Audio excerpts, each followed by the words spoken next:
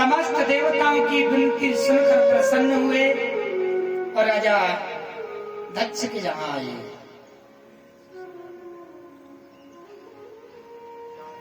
और राजा दक्ष के जहां आकर देखा यज्ञ विध्वंस है।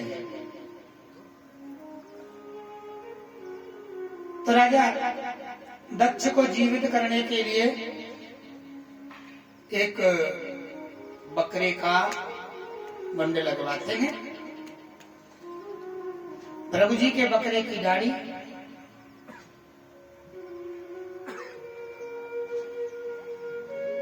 ब्राह्मणों को वरदान दे दिया कि तुम यजमान के मुख से भोजन ग्रहण करोगे। परीक्षित जी महाराज ने प्रश्न किया कि ये बताओ,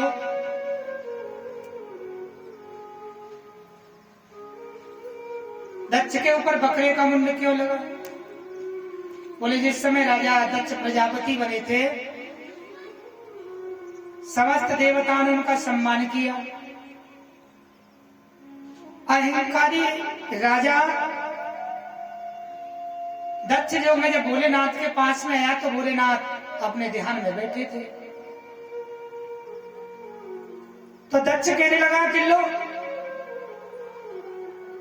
इसने मेरा सम्मान भी नहीं किया, खड़ा भी नहीं हुआ। मैंने अपनी पुत्री का विवाह किया है, मेरे पुत्र के समान है ये। ब्रह्मा जी ने नहीं किया, कोई बात नहीं, ब्रह्मा जी तो मेरे पिता हैं। नारायण भगवान खड़े नहीं हुए, कोई बात नहीं, ये मेरे पिता के भी पिता हैं। परंतु ये तो मैंने अपनी पुत्री को दिया, पुत्र के समान है। तो भोले बाबा की निंदा करने लगा, अब शब्द कहने लगा।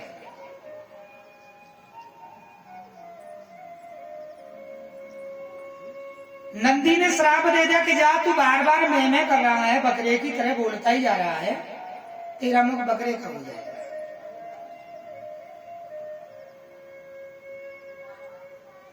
बाम भृगु जी थे, वो भी कुछ कहने लगे कि तुमने हमारे राजा को श्राप दे दिया, दक्ष को, जाओ जितने भी शिव भक्त हैं सब पाखंडी हो जाएंगे।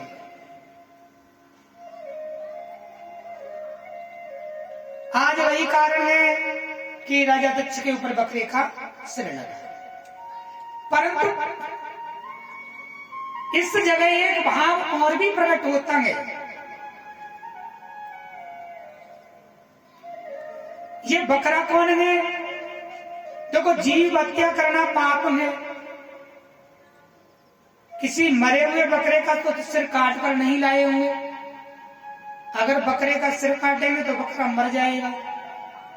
भोले बाबा ने एक को जीवित करने के लिए दूसरे का वध करवा दिया।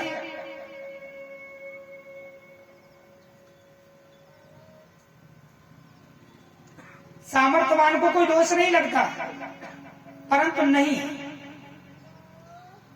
पाप तो पाप है। परंतु ये भोले बाबा ने ऐसा कुछ भी नहीं किया। ये बकरा कौन है ये ध्यान दो। शिव तत्व शोधनी किताब में कथा आई है।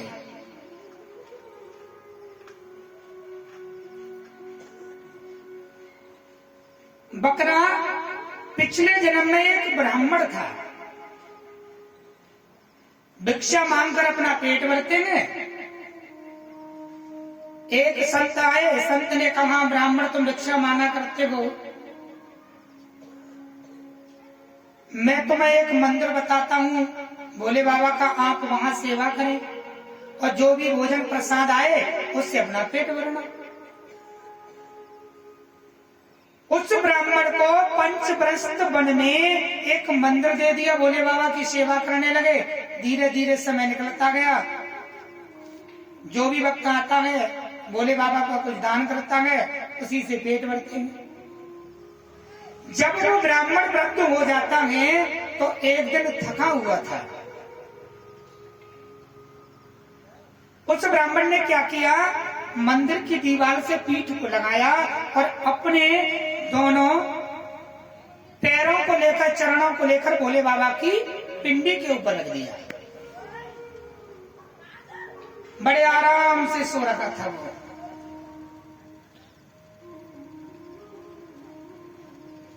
उसी समय वो महात्मा जी आ जाते हैं। महात्मा जी ने कहा, अरे ब्राह्मण, तुमने भोले बाबा का अपमान कर दिया है। जिस भोले बाबा ने तुम्हारा पेट भरा, तुम इस प्रकार उसका अपमान कर रहे हो। जाओ, मैं तुम्हें श्राप देता हूं, जैसे कभी बकरे का पेट नहीं भरता है, आम बकरा बन जाओगे।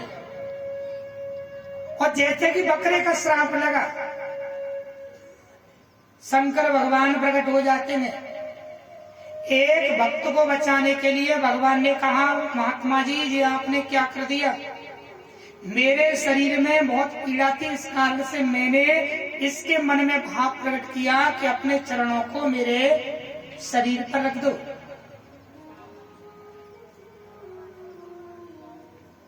महात्मा जी बोले, मैंने तो श्राप दे दिया, ये बकरा बन जाएगा। अब ये तो वापस हो नहीं सकता,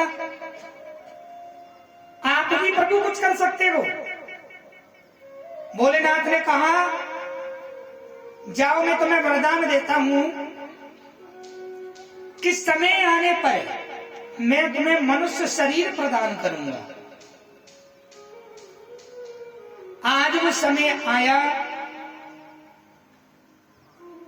भोले बाबा ने कहा कि पंचभ्रष्ट वन में मेरा एक मंदिर है, वहां एक बकरा रहता है, उस बकरे का मस्तक काट के ले आओ। उस बकरे का मस्तक लाए और दक्ष के ऊपर लगाया। अब इधर जो है श्राप भी पूरे होते हैं और वरदान भी, क्योंकि नंदी ने श्राप दिया था कि तेरा मुख बकरे का हो जाएगा, तो राजा दक्ष का मुख बकरे का बना हुआ है। ब्राह्मण ने श्राप दिया था कि तू बकरा बन जाएगा, उस संत ने, तो ब्राह्मण जो है वो बकरा भी बना हुआ है।